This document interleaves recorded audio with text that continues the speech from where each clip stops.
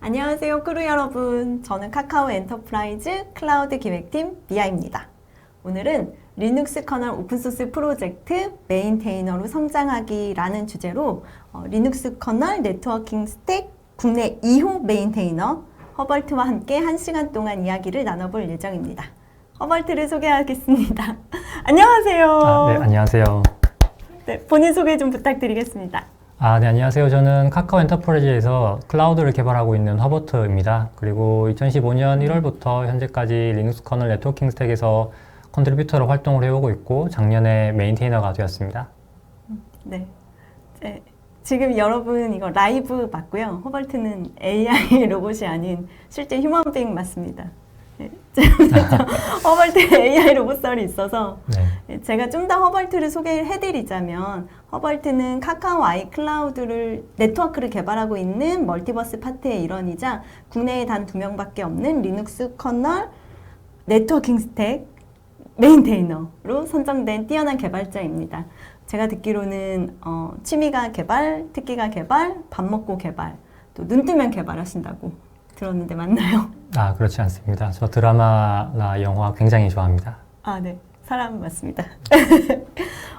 리눅스 커널 메인테이너가 절대 쉬운 게 아니잖아요. 제가 유태희, 리눅스 이런 키워드로 구글링해서 찾아봤더니 먼저 커널 공식 사이트에 AMT 메인테이너라고 이름이 딱 박혀 있고요. 레머드.com이라는 사이트에서 제공하는 그 리눅스 커널의 패치 스태틱 하는 그 탑 엔지니어 랭킹 거기에 이제 있으시더라고요. 약간 글로벌 스타로 후광이 비치는 느낌이기도 한데요. 메인테이너는 어떤 사람인가요? 네, 메인테이너는 오픈소스 프로젝트에 해당 분야에서 가장 신뢰할 수 있는 기술 역량을 보유한 핵심 기여자로 인정받은 전문가 의미합니다. 각 영역의 리더에 해당 부분에 대한 코드의 개발권과 오너십을 부여받아 활동을 하고 있고요. 저는 리눅스 커널 네트워킹 스택의 AMT 코드에 대한 개발권과 오너십을 부여받아서 활동을 하고 있습니다. 네. 이렇게 메인테이너가 되는 거는 쉽지 않은 일일 텐데 얼마나 어려운 일인가요? 글쎄 어려운 일이라고 하기보다는 굉장히 오랜 시간이 걸리는 일이라고 생각을 하고 있습니다. 제가 파악을 했을 때는 대략 한 8년에서 10년 정도의 경험이 있으면 충분히 메인테이너가 될 수 있다고 판단을 하였습니다. 그러면 허벌트는 얼마나 걸리셨어요? 저는 8년을 조금 안 되게 걸린 것 같습니다. 그러면 오늘 8년간의 간략한 여정에 대해서 소개를 해주시는 건가요?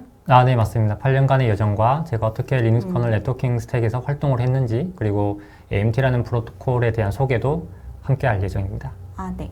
오늘 세션에 대해서 간략하게 조금 더 얘기해 볼게요. 그러면 오늘 전해주실 내용이 어떤 것들일까요? 오늘 전에 말씀드릴 내용은 리눅스 네트워킹 스택에 대해서 조금 더 자세하게 소개를 드릴 예정이고요. 그리고 제가 어떻게 AMT라는 프로토콜을 개발하게 되었는지, 그리고 어떻게 개발을 했는지, 그리고 그런 부분에 대해서 말씀을 드릴 예정입니다. 자, 그럼 이제 시작해 볼까요? 네, 리눅스 커널 오픈소스 프로젝트 메인테이너로 성장하기 지금부터 시작해 보겠습니다. 와!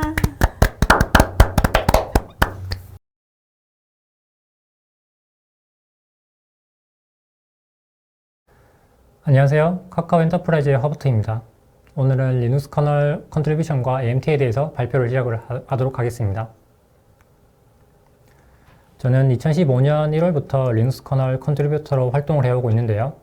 그리고 작년 11월에는 리눅스 커널 네트워킹 스택의 AMT 모듈의 메인테이너가 되었습니다. 현재 보이는 그림은 리눅스 커널 컨트리뷰터 중에 제가 718등으로 많은 커밋을 가지고 있는 것으로 의미를 하는데요.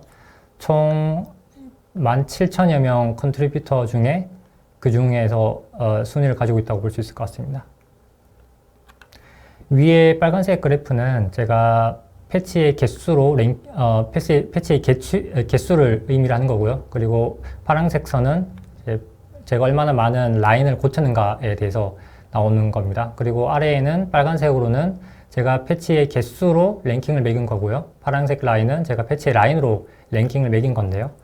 제가 최근에 AMT를 개발을 하면서 라인 개수 기반으로 한 20위권으로 든 것으로 기억을 하고 있습니다. 그래서 오늘은 리눅스 커널 네트워킹 스택에 대해서 먼저 발표를 하고자 합니다. 네트워킹 스택은 다들 아시는 것처럼 리눅스 커널에서 네트워킹 기능을 지원을 하기 위한 프로젝트입니다. 네트워킹 스택에서는 프로토콜, 드라이버, 펑션, 인프라스트럭처, 컨트롤 플레인으로 나눌 수 있다고 볼 수 있는데요.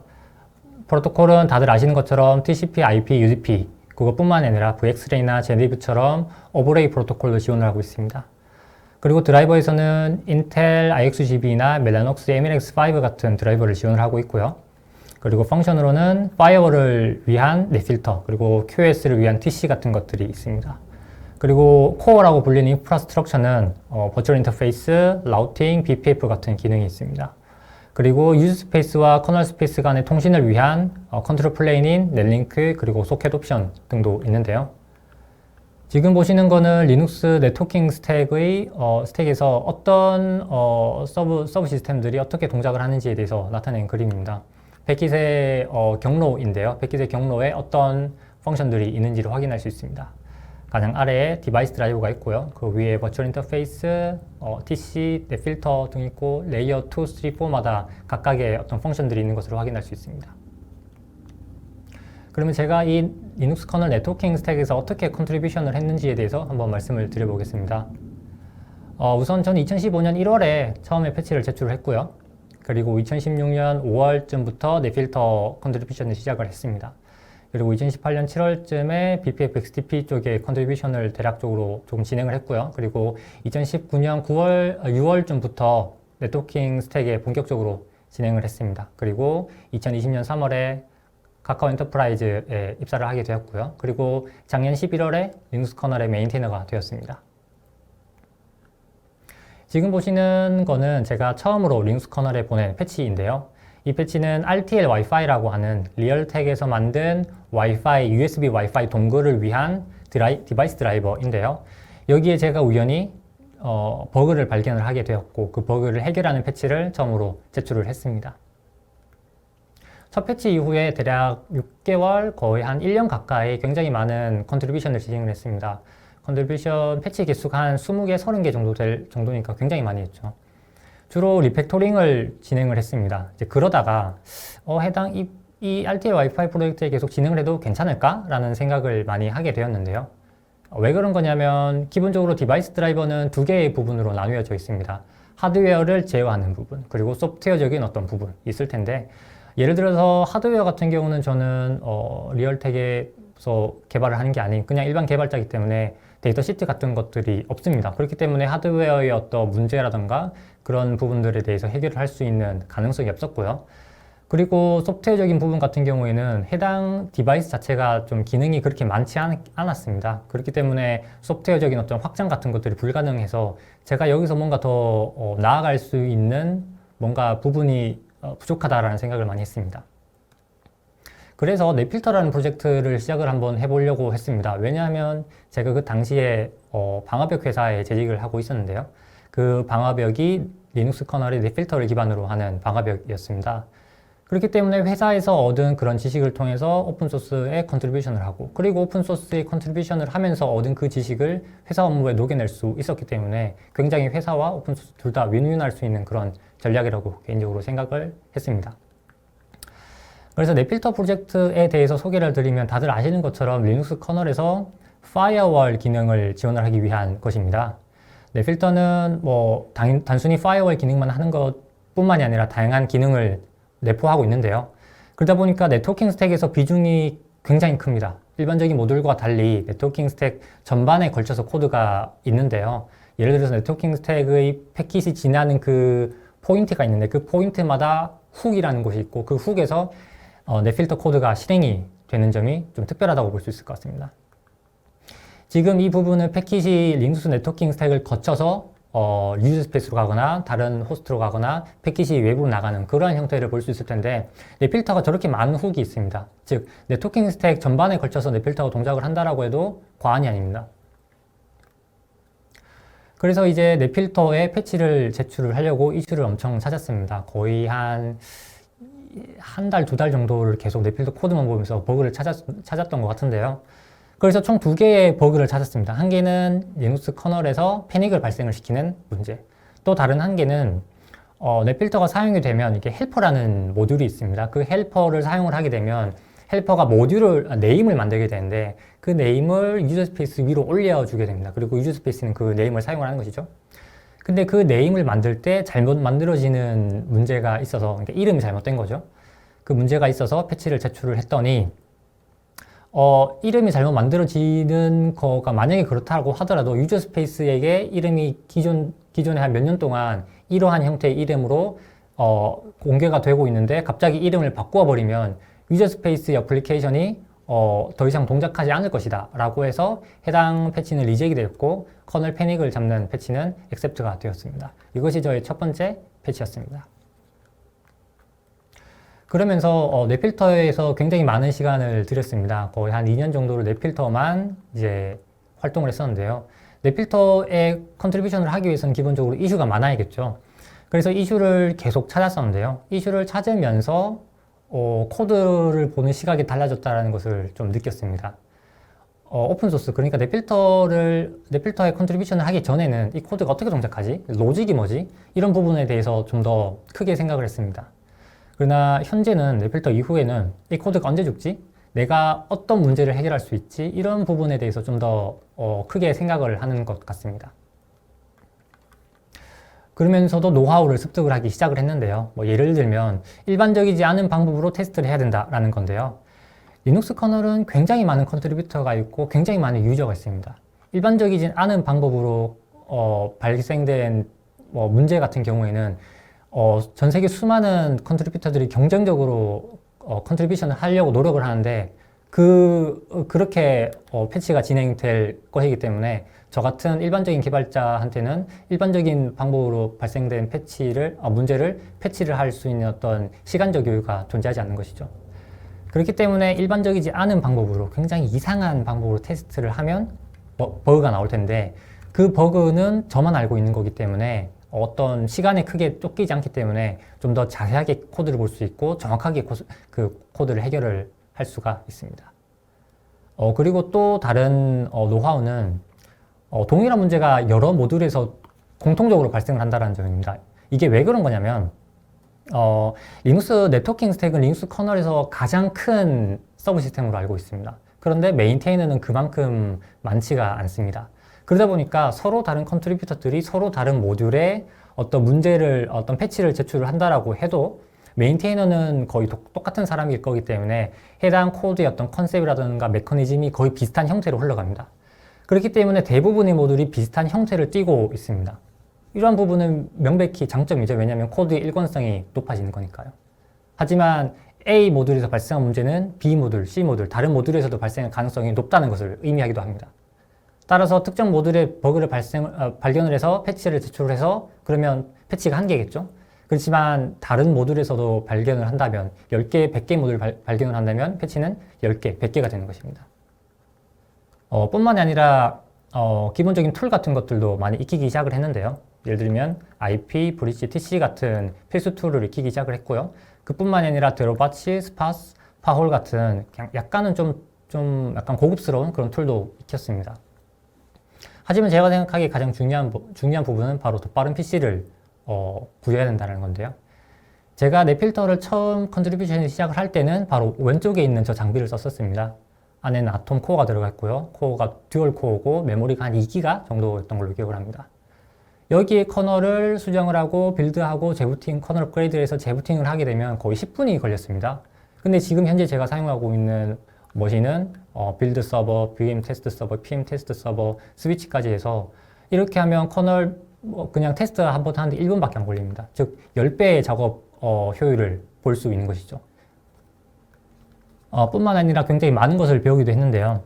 코드를 분석하면서 다양한 기술을 익히게 됐습니다. 락킹이나 RCU 같은 것들이요. 락킹이나 RCU 같은 것들은 사실 어떻게 보면 굉장히 익숙한 기술이기도 합니다. 특히 RCU 같은 거는 리눅스 커널을 개발을 하는 사람이라면 당연히 알고 있는 내용일 수도 있습니다. 그렇지만 RCU를 전에 들은 것과 그냥 책으로 본 것과 실제로 제가 테스트를 하고 버그를 해결을 하면서 익힌 기술과는 약간 다른 면이 있을 수 있다고 생각을 합니다. 그런 면은 사실 회사에서 저에게 RCU의 어떤 문제를 발견을 하거나 그런 문제를 해결할 수 있는 기회가 사실 아직 주어지지 않은 상황이었지만 오픈소스는 누구나 다 가능하기 때문에 제가 RCU에 관련된 패치를 할 수 있는 기회를 얻게 되었고 그로 인해서 좀 더 RCU 인터널이나 그런 부분들에 대해서 많이 이해를 할 수 있게 되었습니다. 그리고 2017년 연말에는 약간 거대한 규모의 패치를 작성을 해보기도 했는데요. 약간 1000라인에 달하는 거대한 패치였습니다. 4번 리뷰 끝에 5번째 버전이 액셉트가 되었는데요. 패치가 크면 클수록 리뷰가 오히려 더 디테일해지게 됩니다. 그런 부분에서 굉장히 많은 어떤 지식을 얻기도 했죠. 그러다가 한 2년 정도 넷필터를 기여를 하다가 넷필터에 계속 기여를 해도 괜찮을까라는 생각을 많이 했습니다. 당시 저는 풀타임 컨트리뷰터로 활동을 하면서 넷필터에 거의 80개 이상 커밋을 했었고요. 제가 처음에 원했던 거는 넷필터를 활동을 하면서 네트워킹 스택에 대한 전반적인 이해를 하기를 원했습니다. 왜냐하면 네트워킹 스택 전반적으로 넷필터 코드가 동작을 하고 있기 때문에요. 그렇지만 사실 현실은 그 반대였습니다. 네트워킹 스택을 잘 알고 있어야 넷필터에 좀 중요한 커밋을 할 수 있다는 것을 알게 된 건데요. 그래서 네트워킹 스택 전체에 대한 컨트리뷰션을 진행을 해야겠다라는 생각을 하였습니다. 그래서 이제 네트워킹 스택에 컨트리뷰션 할 수 있을 만한 이슈를 찾기 시작을 했는데요. 당시 이 BPF XDP가 굉장히 핫한 기술이었습니다. 그때가 2018년이었으니까 약간 진짜 핫한 때였죠. 그래서 분석만 조금 하려고 했는데 그때 나이파에서 데이비드 밀러를 한국에 초청을 했습니다. 네트워크 서브 시스템 메인테이너고요. 그래서 그분에게 키노트도 듣고 여러 가지 이야기도 많이 이제 주워 들었습니다. 뭐 커뮤니티가 어떻고 이것저것 주워 들었는데 그러면서 제가 들은 생각은 이 사람의 XDP, BPF에 대해서 진짜 진심으로 정말 사랑하고 있구나. 이 프로젝트가 정말 유망하구나라는 거를 좀 깨달아서 스터디도 하고 발표도 하고 한번 패치도 한번 진행을 해봤습니다. 지금 보이시는 거는 제가 아마 처음일 겁니다. BPF 쪽에 패치를 제출을 한 부분이고요. 그러다가 넷필터와 동일한 이유로 약간 한계를 느끼기 시작을 했습니다. 넷필터와 동일한 이유인데 BPF는 기본적으로 두 가지의 어떤 부분이라고 할까요? 코어와 헬퍼로 나뉠 수 있는데 코어 같은 경우는 기본적으로 메인테이너들이 약간 다 어떤 롱텀 플랜을 가지고 개발을 하고 기본적인 유즈 케이스는 그 메인테이너들이 다 기본적으로 알고 있고 거대한 기업들에서 실제 서비스를 하면서 얻어지는 것이겠죠. 그러면서도 크리티컬한 이슈도 발견이 됩니다. 그러한 부분들이 있어야 컨트리뷰션이 가능한데 저 같은 개인 개발자로서는 그러한 부분이 없기 때문에 불가능했습니다. 그렇다고 헬퍼는 가능하냐?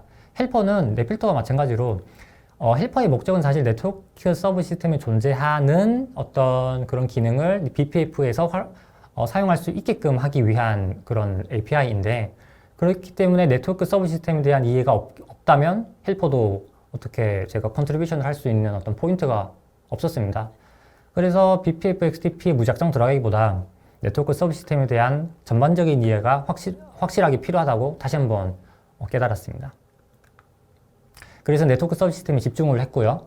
넷필터에서 2년 정도 활동을 하면서 얻은 각종 노하우를 총동원해서 버그를 정말 미친 듯이 찾기 시작했습니다.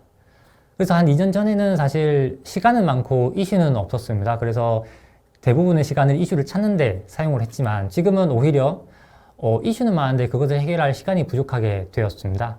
그래서 점점 더 간단한 이슈에서 복잡한 이슈를 해결을 하기 시작을 했죠. 간단한 이슈는 더 이상 트리비얼한 이슈는 해결하지 않고 커널 패닉, 데드락, 메모리 릭 같은 문제만 이제 집중적으로 해결을 하고 있습니다.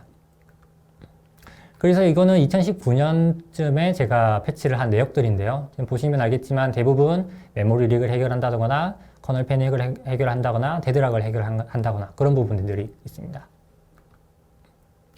그래서 이제 저는 그때 당시 이제 2020년 3월 이후에 이제 카카오 엔터프라이즈에서 카카오 아이 클라우드를 개발을 하고 있었는데 회사에서 EVPN, 가상화, 쿠버네티스, 오픈스택 등 다양한 정말 리눅스 네트워킹 스택 유즈 케이스들을 접하게 되었습니다. 그래서 커밋도 한 200개쯤이 넘어서 오픈소스에 대한 경험도 충분하다고 판단이 되어서 이제 한번 메인테이너에 도전을 해봐도 괜찮지 않을까라는 생각을 했습니다. 그래서 제가 생각한 메인테이너가 되는 케이스는 기본적으로 두 개였습니다. 특정 모듈에 오랫동안 컨트리뷰션을 하고 그리고 중요한 커밋을 한 이력이 있는 개발자. 그게 아니면 새로운 모듈을 작성을 해서 해당 모듈에 대한 메인테이너가 되는 건데요. 예를 들면 펑션들이 있고 프로토콜이 있을 수 있는데 뭐 맥VLAN, IPVLAN 필터 같은 것들이 펑션일 테고 프로토콜은 뭐 VXLAN, 제네브, 배우 UDP 같은 것들이 있을 것입니다. 어쨌든 결론은 저는 프로토콜을 개발할 수밖에 없었습니다. 왜냐하면 펑션은 기본적으로 좋은 아이디어만 액셉트가 됩니다. 근데 좋은 아이디어를 내기가 생각보다 매우 힘들죠. 근데 프로토콜 같은 경우는 구현되지 않은 프로토콜을 찾기는 힘들지만 구현이 되지 않았다면 뭐 액셉트가 되는 건 문제가 아닙니다. 물론 코드 퀄리티가 좋아야 되겠죠. 그래서 이제 프로토콜을 한번 개발을 해보자 라는 생각을 하게 되었습니다. 그럼 어떤 프로토콜을 구현하지? 라는 그런 의문이 바로 들 텐데요. 저는 RFC 인터넷 스탠다드 문서에서 제가 구현할 수 있는, 그러니까 구현이 리눅스 커널에 되지 않은 프로토콜을 찾았습니다. 조건이 당연히 있을 수밖에 없는데요. 기반 지식이 있는 프로토콜이면 좋을 것이고요. 그리고 기본적으로 리눅스 커널에서 구현될 수 있어야 됩니다. 리눅스 커널 네트워킹 스택은 레이어 2에서 레이어 4 사이에만 구현이 되기 때문에 해당 프로토콜만 구현이 가능합니다. 그리고 볼륨이 적당해야 되는데요. L4 레이어 같은 경우에는 프로토콜이 볼륨이 너무 큽니다. 예를 들면 MPTCP를 예로 들 수 있을 것 같습니다. MPTCP는 뭐 글로벌 기업에서 메인테이닝을 하고 있는데 실제로 머지가 되는 것은 최근에 머지가 되었습니다. 그 기간 동안은 굉장히 오랫동안 스스로 개발을 계속 진행을 했던 것이죠. 개인으로서는 감당할 수 있는 볼륨이 아니었다고 생각을 하고 있습니다. 그리고 평소 관심 있는 주제면 좋을 것 같다고 생각을 했는데요. 가상화, 클라우드, 터널링, 멀티캐스트 등이 있습니다. 그래서 그럼 오버레이 네트워크는 어떨까? 회사에서 VXLAN을 사용을 하고 있기도 하고 요새 가장 핫한 기술이기도 하니까.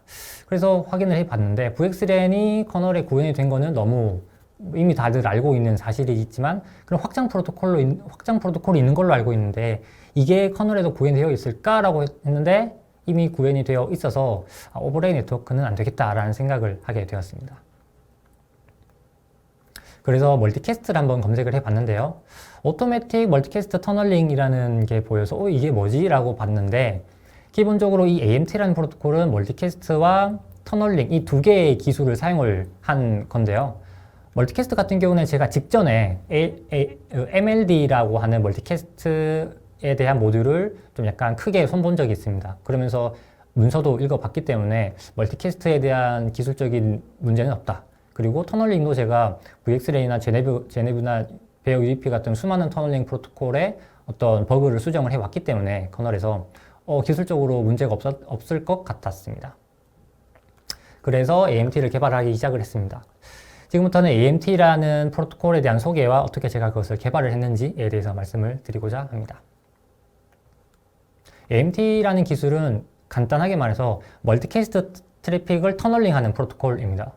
멀티캐스트를 터널링하는 이유는 멀티캐스트가 지원하지 않는 네트워크에서 멀티캐스트를 사용할 수 있게 하기 위함인데요. 먼저 멀티캐스트에 대해서 간략하게 소개를 드려야 될 것 같습니다. 멀티캐스트에는 기본적으로 두 개의 롤이 있는데요. 하나는 소스, 하나는 리스너인데요. 소스는 패킷을 보내는 역할, 그리고 리스너는 패킷을 받는 역할, 그리고 호스트는 그 둘 중 아무것도 아닌 녀석이겠죠. 리스너는 먼저 라우터나 스위치에게 자신이 특정 멀티캐스트 트래픽에 관심이 있다라고 이제 입장 표명을 해야 됩니다. 이게 조인 메시지라고 하는데 조인 239.001을 라우터들에게 먼저 보내야 됩니다. 그리고 나서 소스가 239.001에 대해서 패킷을 보내게 되면 라우터나 스위치가 알아서 해당 리스너들에게만 패킷을 주게 되는데요. 이것이 바로 멀티캐스트라고 볼 수 있을 것 같습니다. 멀티캐스트가 활성화된 네트워크는 기본적으로 다음과 같습니다. 가장 왼쪽에 패킷을 보내는 소스가 있고 가장 오른쪽에 패킷을 받고자 하는 리스너가 있을 텐데요. 리스너가 239.001이라는 패킷을 받고 싶어 하는 것을 이제 라우터들에게 보내야 되죠. 그때 RGMP MLD 프로토콜이 사용이 됩니다. 조인 239.001을 라우터들에게 보내면 라우터들은 라우터끼리 서로 어떤 리스너가 어떤 멀티캐스트 트래픽에 관심이 있다라고 하는 그 정보를 서로 공유를 하는데요. 핀 프로토콜을 통해서 공유를 합니다. 그러고 나면 모든 라우터는 다 이해를 하고 있겠죠. 그리고 소스가 239.001로 패킷을 보내면 라우터가 포워딩을 해서 리스너들에게 패킷이 전달이 되는 형태입니다. 이것이 멀티캐스트가 활성화된 네트워크인 거고요. 멀티캐스트가 활성화되지 않았다면 리스너가 IGMP 멀티캐스트 트래픽을 보내도 라우터가 해당 정보를 라우터끼리 공유를 하지 않습니다. 그러면 소스가 패킷을 23900일로 보내도 라우터는 포워딩을 하지 않기 때문에 리스너로 패킷이 도달하지 않는 것이죠. 이것이 바로 멀티캐스트가 비활성화된 네트워크의 예인 거고요. AMT의 필요성은 사실 여기서 출발을 합니다. 멀티캐스트가 활성화되지 않은 환경에서 멀티캐스트 트래픽을 송수신하기 위해서 사용이 되는 건데요. 이것을 위해서 유니캐스트 기반으로 터널링을 하기 때문에 유니캐스트로만 패키지 가기만 해도 멀티캐스트 트래픽을 주고받을 수 있게 되는 것이죠. AMT 프로토콜을 요약을 한번 해보겠습니다. AMT는 UDP 기반의 터널링을 사용을 하고요. VXLAN 제네브와 비슷한 형태입니다. 여기는 두 가지 모드가 존재합니다. 게이트웨이와 릴레이 모드인데요. 게이트웨이와 릴레이 모드는 서로 이스태블리시를 해서 터널링 엔드포인트를 생성을 하게 됩니다. 지금 보시는 그림이 AMT가 적용된 일반적인 토폴로지라고 보시면 될 것 같습니다. 가장 왼쪽에는 리스너가 있고 가장 오른쪽에는 소스가 있죠. 그리고 중간에 게이트웨이와 릴레이가 있는데 리스너는 반드시 게이트웨이 뒤에 있어야 되는 거고요. 그리고 소스도 반드시 릴레이 뒤에 있어야 됩니다. 그리고 리스너와 게이트웨이 사이에는 멀티캐스트 통신을 하게 됩니다. 인캡슐레이션 된 트래픽이 아니죠. 그리고 릴레이와 소스 또한 멀티캐스트 트래픽으로 통신을 하게 되는 거고요. 그리고 게이트웨이와 릴레이는 인캡슐레이션 된 트래픽을 주고받게 됩니다. 따라서 중간에 멀티캐스트가 디세이블된 네트워크라도 상관이 없습니다. 왜냐하면 게이트웨이와 릴레이는 UDP로 인캡슐레이션 된 유니캐스트 통신을 하기 때문입니다. 이때 AMT가 동작을 하기 위해서는 게이트웨이와 릴레이가 서로 이스태블리시를 해야 되는데요. 그 이스태블리시 하는 과정을 좀 살펴보겠습니다. 우선 게이트웨이는 릴레이의 정보를 알고 있어야 됩니다. 이때 릴레이의 정보라고 하면 당연히 릴레이의 IP이겠죠. 따라서 게이트웨이는 릴레이 디스커버리라는 메시지 타입을 애니캐스트로 혹은 유니캐스트로 보내게 됩니다. 그러면 릴레이가 자신의 유니캐스트 IP를 게이트웨이에게 다시 리플라이를 해주게 되는데요. 이것이 릴레이 어드버타이즈먼트 메시지입니다. 그러면 게이트웨이는 릴레이가 어떤 유니캐스트 IP를 가지고 있는지 이제 파악이 되었습니다. 그리고 나서 게이트웨이는 릴레이에게 리퀘스트라는 것을 보내게 되는데 이게 뭐냐면 게이트웨이는 자신의 리스너 정보를 릴레이에게 던져줘야 되는데 그냥 던져주고 싶다고 해서 던져줄 수 있는 게 아닙니다. 왜냐하면 릴레이가 쿼리라는 것을 통해서 요청을 해야 게이트웨이가 합법적으로 릴레이에게 줄 수 있거든요. 그러기 위해서 게이트웨이가 먼저 릴레이에게 리퀘스트 메시지를 보내게 됩니다. 그러면 릴레이가 멤버십 쿼리 메시지를 게이트웨이에게 보내게 되는 거고요. 그렇게 되면 게이트웨이가 IGMP나 MLD 프로토콜을 통해서 리스너들의 정보를 취합을 하게 됩니다. 그 이후 게이트웨이가 릴레이에게 멤버십 업데이트라는 메시지 타입으로 패킷을 보내게 되면 릴레이는 게이트웨이가 가지고 있는 리스너 정보와 게이트웨이 IP를 다 가지고 있게 되는 것이죠. 그러고 나서 소스가 패킷을 만약에 릴레이로 보낸다라고 하면 릴레이는 해당 패킷을 인캡슐레이션을 해서 게이트웨이에게 유니캐스트로 보내게 되고요. 게이트웨이는 패킷을 받으면 디캡슐레이션을 한 다음에 그 멀티캐스트 트래픽을 리스너로 날려주게 되는 그러한 동작입니다. 방금 제가 말씀드린 그 동작이 바로 RFC에서 다음과 같은 형태로 설명을 하고 있는 것입니다. RFC에서 어떻게 AMT를 구현을 해야 될지에 대해서 대략적으로 설명해 놓은 그런 아키텍처가 있습니다. RFC에서는 AMT 데몬을 사용을 하도록 했고요. 그리고 버추얼 인터페이스를 사용을 하도록 했습니다. 여기서 말하는 데몬은 아마 컨트롤 플레인을 말하는 것 같습니다. 예를 들면 엔드포인트의 정보라던가 그런 부분들, 그런 정보를 약간 가지고 있는 녀석이고, 그리고 버추얼 인터페이스는 인캡슐레이션, 디캡슐레이션을 하는 그런 용도인데요. 제가 AMT 게이트웨이 아키텍처를 RFC를 보고 이해한 바는 다음과 같습니다. 호스트가 있고 어플리케이션이 여러 개가 있고 그리고 AMT 데몬이 있습니다. 그리고 AMT 데몬 아래에는 AMT 버추얼 인터페이스가 존재하고 있고요. 그리고 어플리케이션이 멀티캐스트 트래픽을 보내면 멀티캐스트를 처리를 하는 그 부분에서 훅을 통해서 AMT 인터페이스로 패킷을 보낸 다음에 AMT 인터페이스에서 인캡슐레이션을 한 다음에 리얼 인터페이스의 ETH로 보내게 되는 그러한 형태로 저는 이해를 했습니다. 그러나 RFC 아키텍처는 좀 문제가 있다고 생각을 했습니다. 기본적으로 게이트웨이와 호스트가 분리가 될 수 없는 그런 문제가 있는 거고요. 그리고 두 번째로는 느리고 그리고 복잡합니다. 이것은 AMT 데몬을 사용을 하면서 발생된 문제라고 개인적으로 생각을 하고 있었습니다. 그래서 저는 AMT를 다르게 구현을 한번 해볼까 했습니다. 우선 AMT 데몬을 제거를 하고요. 버추얼 인터페이스 혼자 동작을 하게 되는 것이죠. 그래서 게이트웨이, 릴레이가 각각 버추얼 인터페이스를 생성을 하고요. 그리고 버추얼 인터페이스에 슬레이브 인터페이스를 두게 됩니다.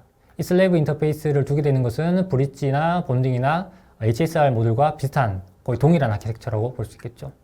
그리고 게이트웨이와 릴레이는 슬레이브 인터페이스에서 오는 멀티캐스트 트래픽을 잘 관리를 하고 디캡슐레이션, 인캡슐레이션을 해서 포워딩을 시켜줄 수 있겠죠.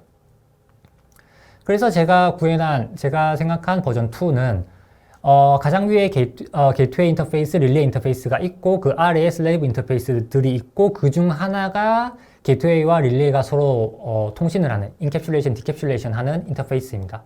그 외 인터페이스들은 리스너에 연결되어 있거나 소스에 연결되어 있는 그런 형태입니다. 그렇지만 제가 개발을 하면서 버전 2의 문제점을 느꼈습니다. 그 문제점이 뭐냐면 일반적인 터널링 버추얼 인터페이스의 구조가 아니었다라는 사실입니다. 일반적인 터널링 버추얼 인터페이스의 구조라고 하면 뭐 VxRay나 제네브가 있겠죠. 그리고 유연성이 많이 떨어진다는 점, 그리고 AMT 코드가 하는 역할이 여러 개가 있는데 그 역할을 분리시키기가 힘들다라는 점이 있었습니다. 기본적으로 버전 2에서의 AMT 버추얼 인터페이스의 역할은 멀티캐스트 스누핑, 브릿징, 터널링, 이스태블리시인데 여기서 바로 저 브릿지가 문제였습니다. 저 브릿지는 링스 커널에서는 브릿지라는 인프라스트럭처를 이미 제공을 하고 있죠. 근데 굳이 AMT가 브릿징 역할을 해야 될까라는 점입니다. 그래서 저 부분을 어떻게 해볼 수 없을까라는 생각을 해서 브릿지를 그냥 링스 커널에서 제공하는 브릿지 인터페이스를 사용을 하게 되고 AMT의 구현부를 버추얼 인터페이스 구현부를 VxRay 아키텍처를 참고로 해서 동일하게 만들자라는 생각을 했습니다. 그래서 현재로서는 AMT 인터페이스의 구조를 VxRay과 동일하게 되었고요. 브릿징을 제거를 해서 Establish, Tunneling, Snooping만 하도록 하였습니다. 그래서 현재로서는 다음과 같은 형태를 띠고 있습니다. 가장 상위에 브릿지가 있고 그 아래에 리스너들이 통하는 인터페이스, 소스 통하는 인터페이스, 그리고 AMT 버추얼 인터페이스가 있습니다. AMT 버추얼 인터페이스 아래에는 인캡슐레이션, 디캡슐레이션을 할 피지컬 인터페이스가 포함되어 있는 형태라고 볼 수 있죠. 아니 그렇다면 AMT는 브릿지가 있어야만 사용이 가능하냐라고 한다면 그렇진 않습니다. AMT 게이트웨이 같은 경우는 브릿지가 없이 사용이 가능하다고 볼 수 있습니다. 그래서 AMT 구현을 다시 시작을 했습니다.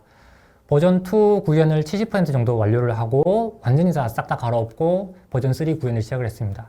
데이터 플레인 부분은 거의 재활용이 가능했지만 컨트롤 플레인 부분은 완전히 다시 개발을 했습니다.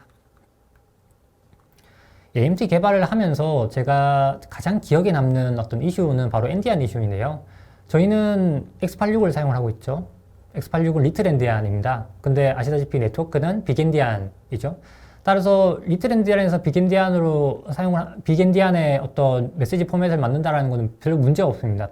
다만 제가 테스트할 수도 있는 환경이 X86밖에 없었기 때문에 리틀 엔디안에서는 보장이 되는데 빅 엔디안에서 동일하게 컴파일 때도 저 메시지 헤더가 똑같은 오더링을 가지고 메시지 헤더가 만들어질까라는 의문이 생겼는데요. 왜 그런 거냐면 오른쪽 코드를 보시면 알겠지만 비트필드를 사용할 경우에는 리틀 엔디안에서 컴파일 될 때와 빅 엔디안에서 컴파일 될 때의 그 순서가 다르게 됩니다.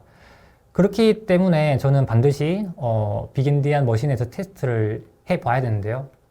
빅 엔디안 하드웨어를 직접 구성을 할 수는 없으니까 QEMU를 통해서 빅 엔디안 아키텍처 리눅스를 설치를 하도록 했습니다. 빅 엔디안 아키텍처는 PowerPC, ARM, Spark, S390X, MIPS가 있는데요. 여기서 저희가 QEMU로 테스트를 한 거는 PowerPC입니다.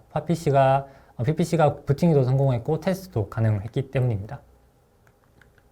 여기서 PPC에서 어떻게 테스트를 했냐면 동일한 스트럭처를 만들고 거기에 데이터를 집어넣습니다. 그리고 리틀 엔디안에서 뽑아낸 바이트 어레이와 빅 엔디안에서 뽑아낸 바이트 어레이가 실제로 동일한지를 비교를 해서 테스트를 진행을 했습니다. 이런 식으로 진행을 해서 제가 개발을 하여서 버전 7번의 AMT 이니셜 버전이 이제 머지가 되었고 이것으로 인해서 제가 리눅스 커널의 메인테이너가 되었습니다. 세션 시청해 주셔서 감사드립니다. 네, 허벌트 수고 많으셨습니다. 네, 감사합니다. 네, 저희 Q&A가 중간중간에 좀 있었어요. 그래서 좋은 질문을 좀 꼽아봤는데요. 우선은 이 부분은 저희가 놓친 것 같아서 제가 여쭤보고 싶어요. 그 커널의 하이테크 관련된 기술들은 저희 카카오 아이클라우드에 어떤 서비스들이 적용이 되고 있나요? 패킷 프로세싱을 좀 더 빠르게 하기 위해서 기본적으로 두 가지 방식이 있을 것 같습니다. CPU로 할 수도 있고 FPGA 같은 것들도 할 수 있는데요. 네. 저희는 그 둘 다 사용을 하고 있습니다. 그 둘 다 사용을 하기 위해서는 리눅스 커널을 굉장히 잘 알아야 되는 것인데요. 이런 부분이 저희 카카오 아이클라우드를 좀 더 빠르고 좀 더 안정적인 서비스를 만드는데 도움이 되는 것 같습니다. 네. 지금 저희 세션 중에 그 클라우드 조직에서 난리가 났어요. 막 허벌트를 엄청 응원하면서 자기 얘기도 꼭 해달라고. 감사합니다. 그래서 저희 이제 카카오 아이클라우드 CCO 조직에서 어떻게 지원을 받고 계신지 혹시 그런 도움이 됐던 게 있으면 짤막하게. 네. 네. 기본적으로 다들 아시겠지만 리눅스 커널은 정말 글로벌한 프로젝트고 개인적으로는 글쎄요 굉장히 중요한 컨트리뷰션을 할 수 있는 어떤 그 가능성이 좀 낮다고 해야 될까요? 그런 부분이 있습니다. 왜냐하면 유즈 케이스라던가 어떤 고성능의 장비라던가 그런 부분들이 많이 약하기 때문이죠. 그렇지만 카카오 아이클라우드를 개발하면서 겪은 수많은 유즈 케이스들, 문제들, 니즈들 그리고 그것을 개발하면서 사용할 수 있었던 고성능의 장비들 그런 부분들 모두가 개발자로서 성장하기 위해서는 정말 중요한 그런 부분이 아닐까라는 생각을 하고 있습니다. 네. 그리고 이제 세션 중에 있었던 질문들을 좀 모아서 여쭤볼게요. 네. 이제 처음 컨트리뷰션 할 수 있는 또는 컨트리뷰션 하고 싶은 오픈소스를 찾는 꿀팁이 궁금하다는 질문이 하나 있었고요. 네. 그리고 또 컨트리뷰션에 관심이 있으신데 어떻게 시작해보면 좋을지 좀 방법을 추천해달라는 얘기가 있었어요. 같이 묶어서 한번 답을 해볼까요? 네. 일단 꿀팁은 그냥 없는 것 같고요. 꿀팁은 사실 없는 것 같고. 네, 8년의 시간. 네, 이 분야는 진짜 본인이 원하는 거를 하는 게 가장 좋을 것 같습니다. 아시다시피 커널은 굉장히 많은 서브 시스템들이 있는데요. 네트워킹은 그 중에 사실 하나입니다. 파일 시스템도 있고 블록 레이어도 있고 뭐 코어 쪽도 있겠죠. 드라이버도 굉장히 많고요. 근데 리눅스 커널 컨트리뷰션에 시작을 하고 싶다. 그러면 저는 무조건 드라이버부터 시작을 하라고 말씀드리고 싶습니다. 드라이버부터 네. 시작을 하시면 된다. 그 네. 이유는? 그 이유는 사실 드라이버는 코드의 크기가 그렇게 사실 많지도 않고 네. 조금은 독립적으로 구성이 되어 있습니다. 그리고 생각보다 좀 관리가 그렇게 잘 되지 않은 드라이버도 많거든요. 그러면 관리가 잘 되지 않는 드라이버, 코드가 약간 좀 그렇다? 그러면 컨트리뷰션을 할 수 있는 어떤 그런 포인트가 될 수 있는 거죠. 네. 그리고 세션 중에 이제 테스트를 할 때 이상한 방법으로 테스트를 했다라고 하셨어요. 네. 혹시 그 방법들이 뭐가 있을까요? 방법은 일단 스트레스 테스트는 기본인 것 같아요. 뭐 예를 들어서 그 %, 연산자를 쓰면 그 백그라운드로 돌지 않겠습니까? 그러면 그 명령어를 수천, 수백 개를 네. 그냥 백그라운드로 쫙 돌려서 테스트를 해보는 거죠. 그러면 동시에 수많은 어떤 어플리케이션들이 돌고 수많은 어플리케이션들이 커널의 어떤 그런 펑션들을 건드릴 텐데 그러면 당연히 레이스 컨디션이 발생할 수밖에 없죠. 근데 실질적으로 그렇게까지 하는 사람들은 잘 없는 것 같아요. 제가 봤을 때. 근데 그냥, 하셨다. 그렇죠. 노하우. 네, 네. 네, 맞습니다. 초기에 버그를 찾기 위해 2개월 정도 시간이 소요됐다고 하셨었는데 이걸 코드만 보고 찾으신 건지 아니면 다른 방법이 있었는지도 궁금해한 분이 계셨어요. 기본적으로 저는 코드만 보고 찾았습니다. 엄밀히 말하면 코드도 보고 테스트도 엄청 많이 했겠죠. 그 두 가지를 통해서 했는데 물론 뭐 요새는 시즈봇이라는 게 있습니다.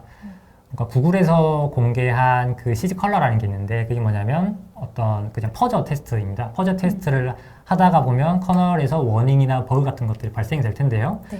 그러한 워닝이나 버그들을 이제 메일링 리스트에 리포트를 한다든지 자기 홈페이지에 올려놓는 거죠. 그런 것들을 통해서 진입을 할 수도 있겠지만 저 같은 경우에는 그냥 코드도 보고 테스트도 하고 그렇게 진행을 했습니다. 네. 컨트리뷰션이 업무랑 연계성이 깊다고 해도 사실 병행하기가 쉽지 않았을 것 같다라고 우려해 주시는 분들 계셨는데요. 네.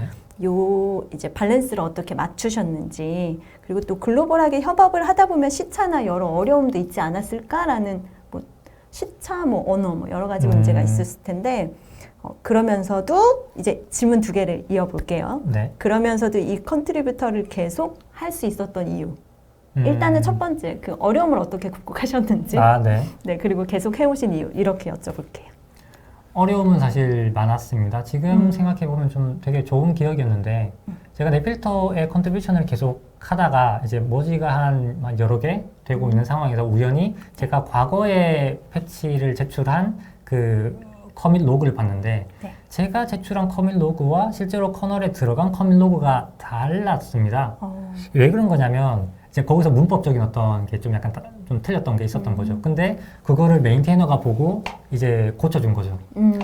뭐랄까, 저는 그거를 보고 되게 감동을 많이 받았거든요. 메인테이너는 그런 사람이군요. 그런 사람, 네. 그런 사람도 있고 그렇지 않은 사람도 감동을 있는데, 주는 사람. 네. 네. 그거를 보고서, 이게 영어라는 게, 아, 물론 알면 좋은데, 제일 중요한 건 아니구나.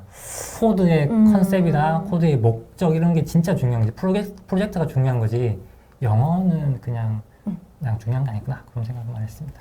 네, 언어는 그렇고 뭐 같이 협업하는데 크게 문제가 있으셨던 건 아니네요. 코드로 이야기하는 사람들이라 그런가요? 그렇죠. 네. 그렇기 때문에 리뷰어가 되게 친절한 리뷰어는 약간 되게 의도한다. 그러니까 약간 유도한다고 해야 될까요? 유도하는 그런 게 있기 때문에 자연스럽게 리뷰를 하다 보면 그런 정말 좋은 결과로 도달할 수 있기 때문에 네. 커뮤니케이션에 있어서는 크게 문제가 있었던 것 같지는 않습니다. 네.